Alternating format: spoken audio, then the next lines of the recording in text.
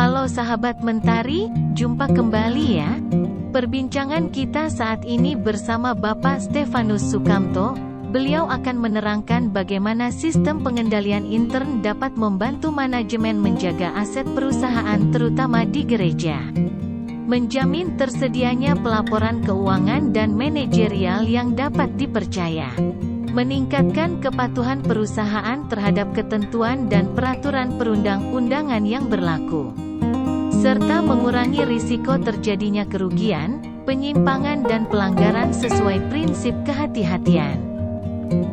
Tertarik dengan bincang-bincang ini? Ikuti sampai habis ya. Tuhan Yesus memberkati.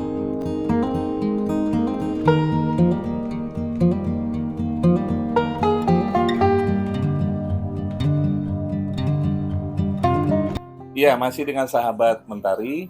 Ya, kita akan belajar mengenai sistem pengendalian intern ya dengan Bapak Sukamto. Ya, Pak Kanto, ya boleh kita ketemu lagi nih ya. Amin. Kita akan belajar sedikit ya informasi yang akan disampaikan oleh Pak Sukamto tentang sistem pengendalian intern. Artinya kita boleh belajar ini ya mungkin bisa dikaitkan dengan manajemen resiko gitu ya. Manajemen resiko kan macam-macam ya Pak ya. Mungkin bisa di organisasi, bisa di gereja, atau secara umum di mana saja. Mungkin seperti itu, mungkin gimana Pak?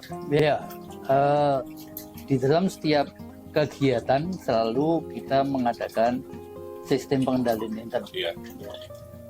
Nah, sebagai anak Tuhan, untuk bekerja selalu mendasarkan pada firman Tuhan kan.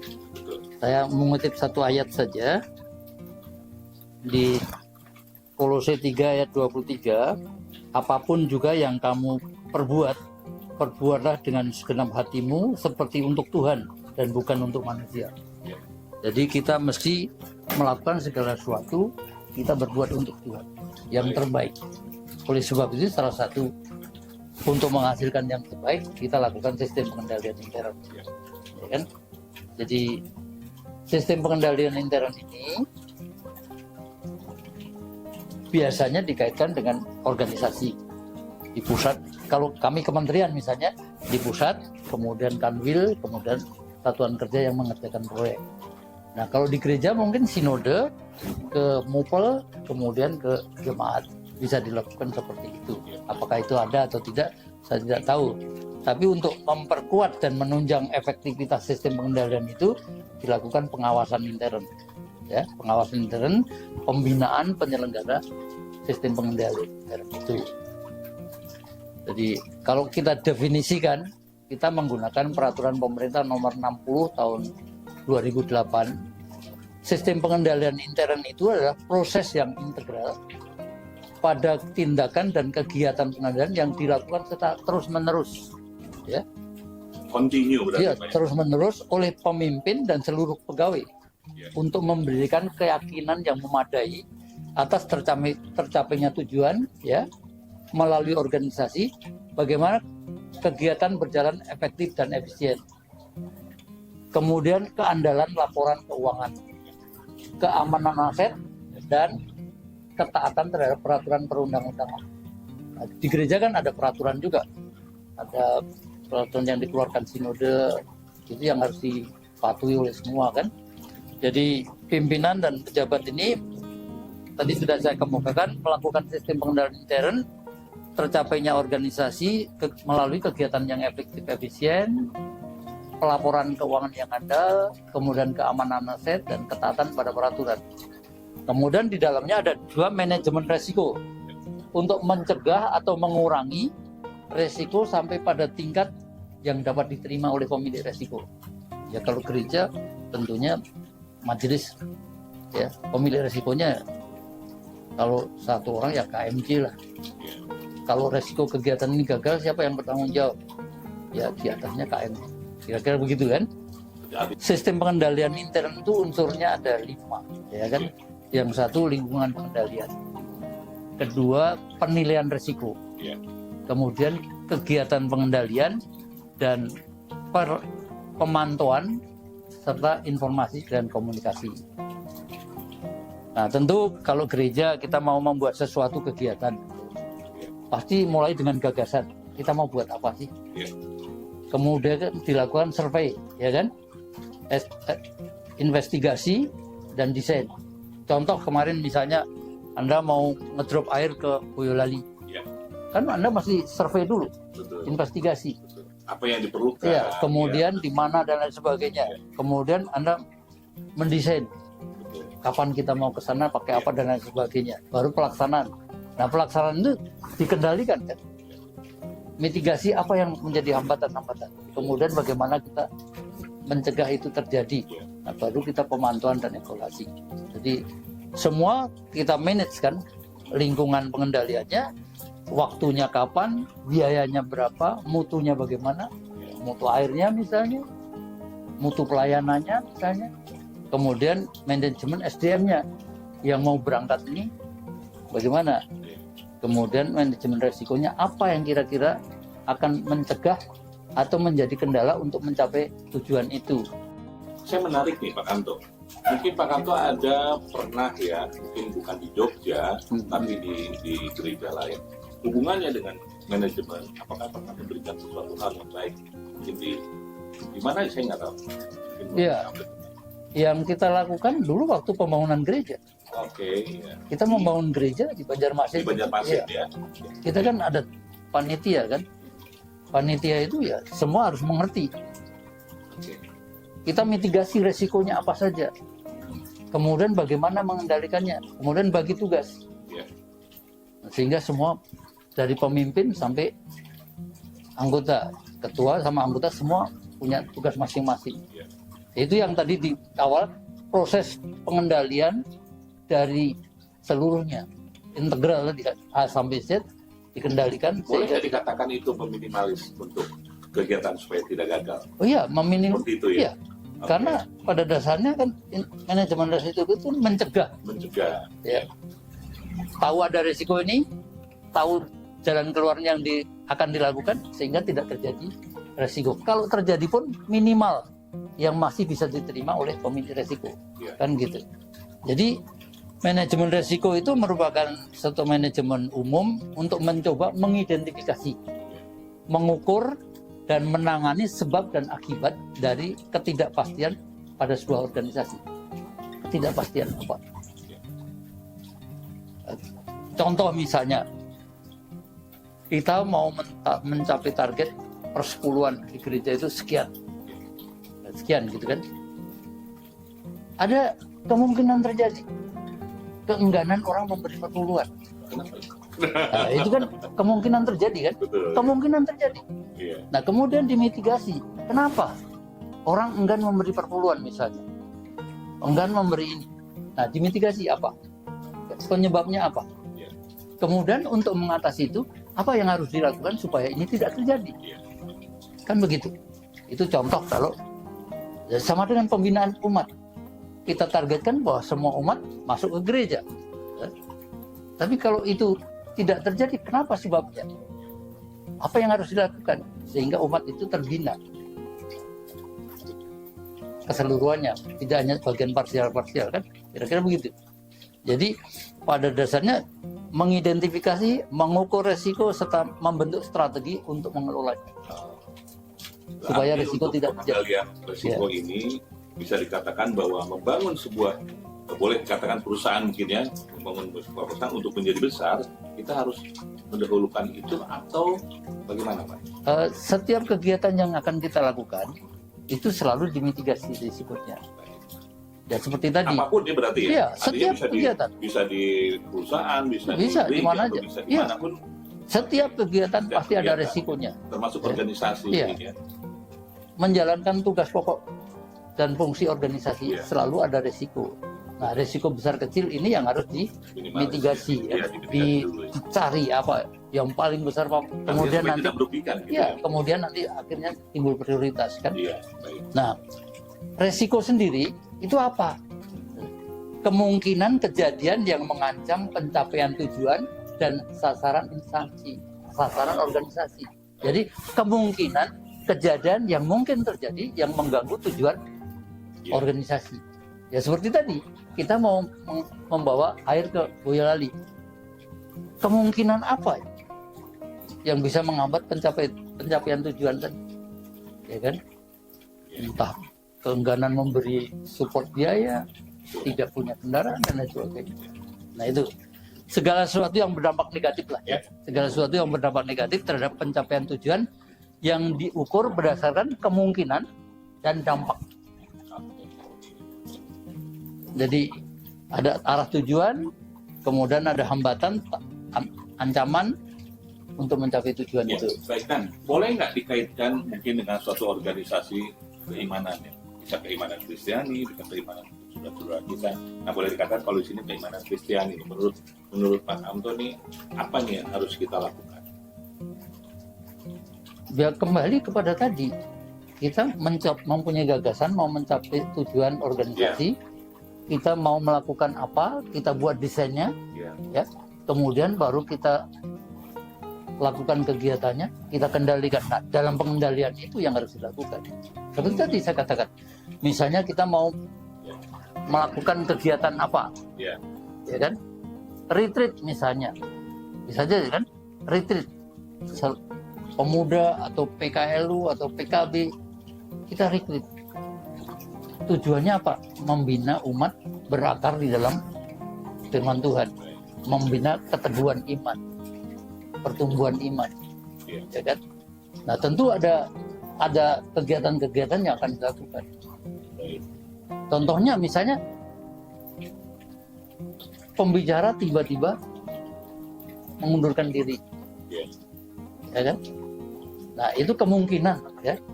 Nah harus dimitigasi sebabnya kemungkinan dampaknya apa? Kalau kemungkinan itu besar, dampaknya tidak tercapai tujuan kan? Nah kalau begitu kita masih ada kontingensi mencari pengganti untuk orang itu Misalnya contohnya dalam suatu kegiatan gereja ini ya, gereja, maaf misalnya Pak Firman tidak hadir, paling tidak sudah ada penggantinya nih kan? Iya kan di gereja kan ada P1, P2, Ada P3, betul. itu udah. Paling tidak kan P1 Itu udah salah satu harus siap ya, resiko, itu ya. menjaga resiko kan. Betul. Ya. Kalau pendetanya nggak datang, P berapa? Naik mimbar. Karena hubungannya kalau misalnya masih kita tentang keimanan tentang gereja ya, artinya kalau boleh dikatakan itu kan ada ya kalau di GPB nih ya ada KFJ-nya, ada BJ-nya, ada majelisnya, ada mungkin ada koordinator bidang mungkin ya, ada panitia-panitia yang ada timbakan dan lain-lain. Nah kalau dilihat dari manajemen resiko ya, manajemen yang harus kita lakukan, contohnya nih misalnya majelis jemaat ya, misalnya di dalam kehidupannya itu atau di dalam pelayanannya itu, apakah kalau dilihat kan antara aduh saya datang nggak ya, atau misalnya saya nggak usah datang deh karena memang boleh kok nggak datang juga. Nah itu gimana Pak Begini, sistemnya Pak? kalau gereja ini kan sifatnya pelayanan. Oke. Pelayanan itu untuk Tuhan kan yang terbaik. Betul. Tadi saya katakan apapun yang kamu perbuatlah sebagaimana kepada Tuhan, bukan kepada manusia, bukan kepada KMC, bukan kepada ini. Pada Tuhan kita melayani itu, ya kan? Oleh sebab itu lakukanlah yang terbaik. Ya. Jadi bukan main-main. Betul. Ya. Kalau kita melayani bukan main-main. Bukan main-main, bukan dimainkan, gitu kan? Iya. Jadi itu sebabnya selalu mari kita itu melakukan yang terbaik untuk Tuhan. Contoh misalnya kita rapat majelis. Oke. Seharusnya kan semua datang. Iya. Karena kita sudah kontrak kan, segenap hati kita akan Iya. melayani. Betul. Boleh tidak datang Iya. kalau memang urgen, sakit atau apa-apa yang memang tidak bisa dihindari. Betul. Tapi kalau yang bisa dihindari, ya datanglah. Karena sudah menjadi tanggung jawab Iya, bersama ya. iya. Dia dengan segenap hati kita. Ya, makanya itu jadi ya mestinya ya. itu. Nah, resiko tadi pada dasarnya adalah dua tindakan, mencegah dan memperbaiki sekecil mungkin. Iya. Ya kan? Nah, manfaat manajemen resiko tentu banyak. Memudahkan kita berestimasi biaya, pembuat keputusan juga gampang, ya kan? Memungkinkan bagi para pembuat keputusan untuk memutuskan berapa banyak informasi yang kita dapat. Jadi memungkinkan analisis juga lebih cermat. Berarti itu sangat menarik ya kalau di sebuah organisasi ya. Entah Iya. itu organisasi Apapun manapun, ya. ya. Yang Karena menyangkut memang sudah ada Ya. Sudah ini kamu harus begini, ini harus begini, harus begini. Jadi artinya sudah ada tugas masing-masing dan itu Ya. harus dijalankan. Kembali ke Seperti itu ya, pada Pak. tadi, tujuan organisasi, tujuan perusahaan, tujuan apapun selalu ada kemungkinan terjadi resiko, Betul. ya kan? Resiko keuangan, resiko mutu gagal, resiko Oke, ya. ini tertarik sekali nih Pak Anto. Gimana kalau di dalam suatu gereja itu apakah tadi sudah disampaikan memang perlu ya? Apakah keseluruhannya memang harus melakukan itu? Kan ada karyawan, ya. Tadi saya kemukakan waktu definisi, ya, proses yang integral pada tindakan dan kegiatan yang dilakukan oleh pemimpin dan seluruh pegawai. Dan seluruh pegawai. Iya. Oke. Jadi tidak ada perkecualian. Tidak ada pengecualian. Semua Siapapun ya. itu harus. Iya. Pada bagian dia harus melakukan yang terbaik. Baik. Jangan sampai ada, kan begitu. Iya. Itu sangat menarik sekali. Ini Jadi harus kita terapkan itu. kalau keuangan ya, keuangan jangan sampai ada bocor gitu Iya, ya. iya, baik. Bocornya di mana? Sebabnya apa? Ya kan? Mudah-mudahan di gereja tidak ada bocor. Iya. Namanya juga orang beriman semua yang mengelola kan, yang mengelola orang beriman Berarti semua. boleh dikatakan tidak logikanya, mungkin kekurangan ya. Pasti ada terus kan. eh, Jadi kita responnya gimana nih Pak? Gerejanya tidak akan kekurangan. Apakah memang seperti itu? tergantung daripada kita mengelolanya. Ya. Baik. Satu hal kita mulai dengan program kerja anggaran. Wah, saya dengar program anggaran berarti sebentar Waktu lagi nih ya. kita menyusun anggaran, Ya. kan tadi dikemukakan ada gagasan kita membuat kegiatan apa saja. Iya, betul. Kemudian kita mensurvei harga satuan. Ini berapa, ini berapa, ini berapa, ya. Kemudian didesain kegiatan itu. Iya, betul. Nah, kegiatan ini juga harus mendatangkan manfaat kepada jemaat, kan? Ada Karena kita jawabannya juga di situ. oh iya harus ada pertanggung jawab karena akan gunakan Betul, uang. Iya. Makanya kalau harus menggunakan uang tentu ada laporan yang andal keuangan tadi. Kalau kita membeli aset ke gereja, aman asetnya, Iya. ya kan? Dalam melaksanakan kegiatan tidak menyimpang dari aturan gereja, ya kan? Betul. Jadi di dalam laporan keuangan ya semua harus. Nah, boleh nggak? Boleh dikatakan manajemen ya, artinya manajemen risiko ya. Di dalam tadi kan kita membicarakan masalah sedikit untuk ya ini kan kita mau awal tahun nih 2000 Sudah lewat, sudah dua triwulan. sudah triwulan ya. Artinya Iya. nanti untuk mendekati yang 2024 ini kan harus Anggarannya, baru lagi. kan? anggarannya udah disusun pada awal tadi kan? Oke. Nah, sistem anggaran itu harus berimbang atau memang kita kadang-kadang kan miring yang kiri yang kanan nih. Nah, menurut Anton gimana? Kita Pak manajemen harus memang berimbang Seharusnya atau bagaimana? berimbang. Seharusnya berimbang. Jadi Berarti tidak boleh ini agak ke kiri, ini agak ke kanan gitu kan? waktu orang mau membuat anggaran Iya. itu udah menganalisis pendapatan kita itu berapa, pendapatan negara berapa, kemudian kita akan gunakan untuk apa. Sama dengan gereja, Iya. pendapatan kita tiap tahun itu berapa. Kita survei dari 5 tahun. Mungkin ada COVID berbeda. Nah, pada waktu COVID ini berapa, waktu ini berapa. Iya. Kita sekarang sudah kembali normal misalnya. Sebelum COVID berapa? Kalau Baik. kita mau menaikkan estimasi, naikkan 10% misalnya. Iya. Tapi tetap nggak berimbang. Kalau kita targetnya 10 miliar, kemudian ternyata kita menggunakan 11 miliar rencananya, kita harus ada kegiatan yang untuk mendapatkan 1 miliar tadi. Untuk menutup, sehingga menutupi, seimbang. ya. Oke. Berimbang kan. Anggaran itu Nah, harus berimbang. Apakah boleh nggak kira-kira kalau misalnya udah deh, pokoknya bulannya akan datang, itu akan terbentuk. Boleh nggak kita boleh berimajinasi seperti itu, Pak? Ya itulah Karena kita kalau gambaran gitu menjadi kelemahan ya. Oke. Kelemahan, kekuatan dan kelemahan. Kekuatan iman bisa cukupkan. Tapi bisa kelemahan, kemudian toh nanti Tuhan akan mencukupkan. Betul. Ya kan? Jadi seharusnya di dalam menyusun itu sudah tahu. Iya. Sudah pendapatan kita, maksud kita sekian. Nah kemudian ada upaya pembinaan jemaat untuk memberi Bisa mencapai ke Memberi. situ ya. Iya. perpuluhan, memberi ucapan syukur. Jangan sampai mereka enggan untuk memberi. Iya. Nah, jemaat akan melihat programnya apa saja. Kan masih transparan kan? Program gereja ini saja. Biasanya orang memberi itu Pak, maaf Pak ya. Orang memberikan biasanya aku udah beri tangan kanan tangan kiri nggak tahu deh, beri tangan kiri tangan kanan udah tahu deh gitu. Jadi Boleh. kan itu kan perpuluhan, dia bilang oh enggak ini kan lain. Nah itu Prinsip pemberian itu kan ada perpuluhan, ada ucapan syukur, ada ucapan syukur khusus kan. Bapak naik pangkat, Pak saya mau mengucap syukur.